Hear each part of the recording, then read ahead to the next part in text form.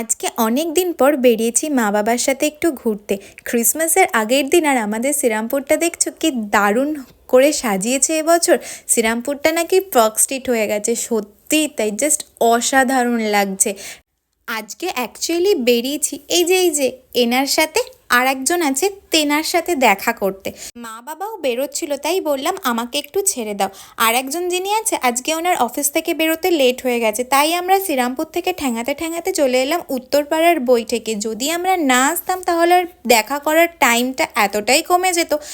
যাক, অ্যাটলিস্ট ইনি এসে পৌঁছেছেন। তারপর কি খাওয়া দাওয়া আর জমিয়ে গল্প। মেন উদ্দেশ্য গল্প, কিন্তু গল্প করার জায়গার অভাব। আর রেস্টুরেন্টে গেলে যদি শুধু গল্প করি তাহলে খুব পেটাবে। সেই জন্য সাথে একটু খাওয়া দাওয়া তো করতেই হবে। এতদিনের জমানো গল্প করতে করতে যে কখন টাইম কেটে যায় একদমই বুঝে উঠতে পারি না। আবার কবে দেখা হবে সেই ডিসকাস করতে করতে বাই বাই করে দিলাম।